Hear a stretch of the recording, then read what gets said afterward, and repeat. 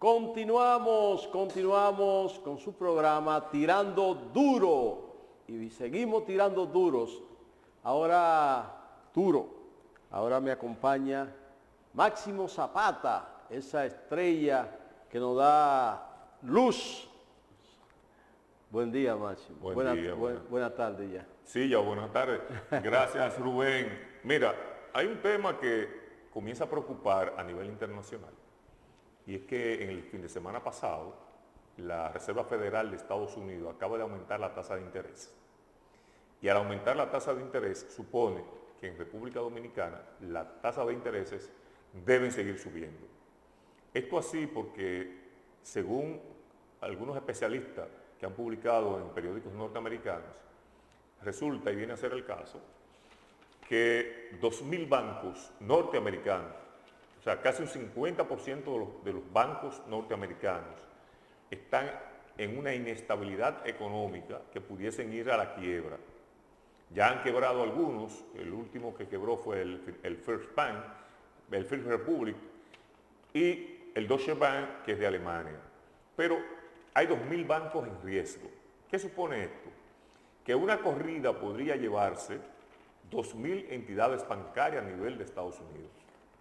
Pero lo preocupante de todo esto es que la Reserva Federal no ha dicho esta boca es mía cuando le preguntan si continuarían los aumentos de las tasas de intereses en el corto o mediano plazo. Se ha reservado, se ha quedado callada. Sin embargo, la Reserva Federal Europea paralizó los incrementos en las tasas de intereses porque la inflación ha llegado a niveles insospechados. Y fíjense que el crecimiento económico de Estados Unidos anda en 1%. Sin embargo, las tasas de interés andan en un 5%. Y la inflación ya supera los 2 dígitos. Eso quiere decir, en buen castellano, que hay una recesión económica vedada, que no la han publicado debido a que la producción norteamericana ha sostenido el nivel de esa economía. Otro dato interesante resulta de que se publicó el listado de las 10 principales economías del mundo. Y una de las sorpresas más agradables, pudiese decirse, es el posicionamiento de Rusia en el 8º puesto, debido a que todo auguraba que Rusia iba a estar en el 11, el 12, debido a la guerra. Esto no ha ocurrido y Rusia está hoy en el lugar número 8 como de las economías más pujantes en el mundo. Esto se supone que se debe al incremento y a las ventas de productos o de materias primas rusas a otros mercados que no son los tradicionales que eran en Europa. Recuérdense que ya la fisura de la OTAN y de la Comunidad Económica Europea ha comenzado a quebrantarse porque los saudíes que le venden petróleo ruso a los marroquíes y los marroquíes le están vendiendo a España. Los indios están vendiendo petróleo a nivel de toda Europa, los chinos están vendiendo de todo y los turcos están vendiendo de todo. Hungría abiertamente tiene un contrato con la Rusia sobre petróleo. Entonces, si vemos el panorama internacional, Japón, que es uno de los aliados más sólidos que ha tenido Estados Unidos durante mucho tiempo, ha comenzado la compra de petróleo. Entonces eso supone que con toda esta estrategia que se ha tildado a Estados Unidos, ha sido un fracaso las sanciones económicas que se le impusieron a Rusia. Esto así porque las primeras sanciones que se impusieron, por ejemplo a Cuba, rindieron su fruto hasta el día de hoy, porque Cuba se ha mantenido rezagada en muchos aspectos, aunque ha crecido de manera considerable en otros. También tenemos el caso de Venezuela, que prácticamente lo asfixiaron y Venezuela hoy comienza a recuperarse luego de un sinnúmero de negociaciones para permitir la continuidad del Estado y que esa estructura de Venezuela pueda tener una gobernanza. El otro caso es Nicaragua, que se ha convertido Daniel Ortega después que propició el derrocamiento de Tachito Somoza, ha venido a imponer una dictadura más fuerte o igual que la de Somoza, lo que supone que en esta estructura social de Nicaragua las libertades públicas se han descendido. Otro aspecto que debemos considerar es el paso mexicano a todo lo que tiene que ver acuerdos con China y también con Rusia. Con China, porque se ha adherido a la compra de materias primas chinas y de productos chinos en yuanes. Argentina hizo lo mismo, Brasil hizo lo mismo, Arabia Saudita, tradicional socio comercial de Estados Unidos, tiene tratativas muy concretas con China, lo igual que Irán, que son los mayores productores de petróleo del mundo, que no se llevaron de Estados Unidos para bajar la producción, para estabilizar los precios en unos niveles que eran adecuados para la economía europea. Sin embargo, han tenido que todas esas medidas desmedidas que tomaron los norteamericanos y los europeos le ha servido de boomerang. La inflación en toda Europa, el incremento de las tasas de interés, la falta de producción agrícola está colapsando a toda Europa, y lo que supone que va a tener un crecimiento en los principales países muy bajito, lo que supone una recesión económica hacia el desarrollo que habían tenido esas naciones.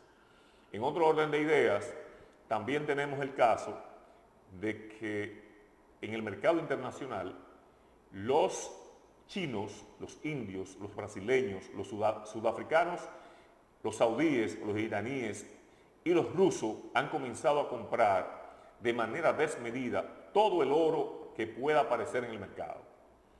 Un aumento significativo de la compra de oro supone que eso va a ser como antesala para el lanzamiento de la moneda del BRICS, que va a suponer un cambio en la geopolítica internacional debido a que la fragilidad que ha demostrado el euro, el decaimiento que ha tenido el dólar y la compra de mercancías ya no en dólares sino en otras monedas, ha significado que la hegemonía china comienza a presentar credenciales, lo que realmente propone un nuevo cambio de ideas en el orden internacional.